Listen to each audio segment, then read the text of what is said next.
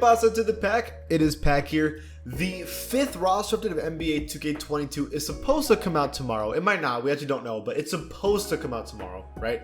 So I'm doing a prediction video for today of what I think is going to be happening tomorrow. There's some names that I think really need some changes, and I'm going to bring it out in today's video. Before the video starts, please be an OG, join the pack, and subscribe. So let's get this video started now, right? We start off with the Philadelphia 76ers. It is absolutely Seth Curry. Seth Curry has been the most consistent, obviously besides Joel Embiid, player on the 76ers this season. He has consistently played well, consistently shot well, and been a huge force for the team. And the fact that he's not an 80 overall club, it feels wrong because he's been having himself a fantastic season, and I think he deserves that kind of respect. And that's how I feel. For the Milwaukee Bucks, Drew Holiday for the past 10 games has been the second best player by far, and he's a great defender. It doesn't make sense for me for him to not be the second best rated player. I love Chris Middleton. I think he's fantastic. I think he was a huge part of the championship last season, and I think he's a huge part of the team this season.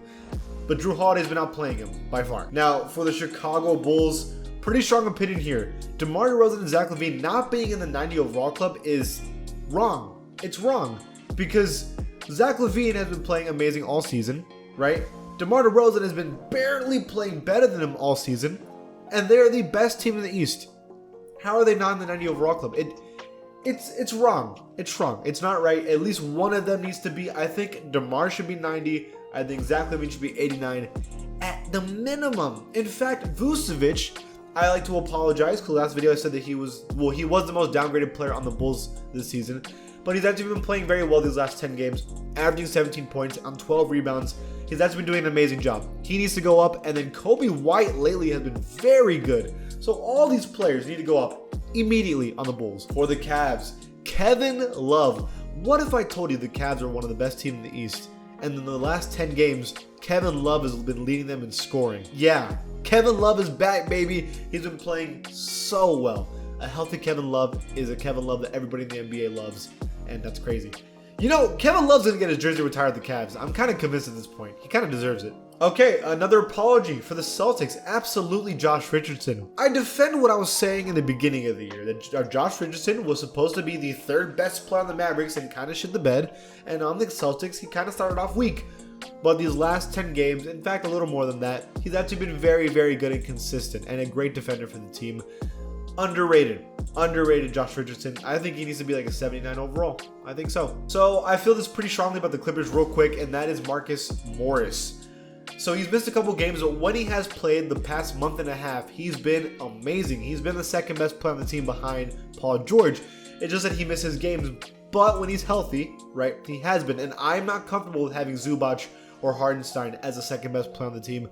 I want Marcus Morris to be that player, so I think the ratings should change. For the Memphis Grizzlies, it's Desmond Bain. He is tied with Jaren Jackson Jr. as the 3rd best player on this team. He has been the most consistent player. He showed up for the Grizzlies. He is a huge reason of their success, and yeah, by far, he can do everything, and well. He deserves to be tied as the 2nd best player on this team. He's deserved it. He's earned it. I'm going to go skip to the Hornets. Miles Bridges has been the 2nd best player on the Hornets. I know that he's been inconsistent here and there, but as of late, he has been the 2nd best player on this team.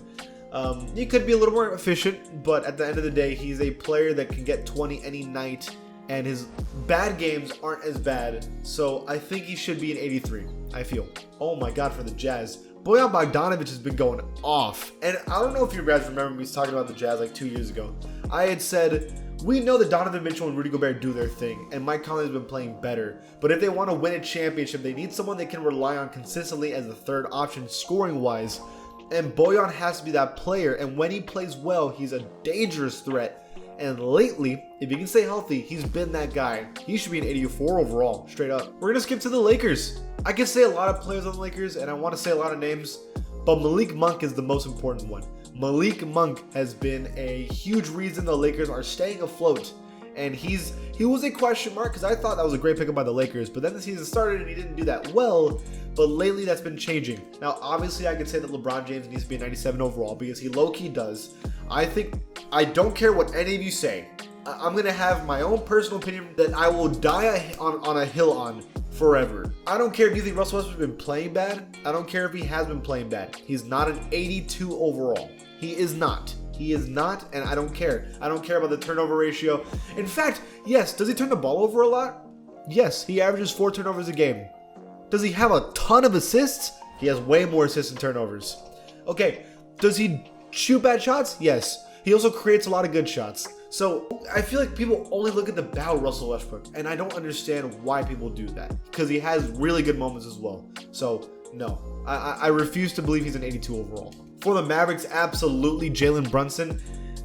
Every day that passes, Jalen Brunson gets better. And you know what I said, that the Mavericks need a third option in order to win a championship? Jalen Brunson has changed that narrative real fast, because he's turning into that third option really quickly, and it's kind of scary.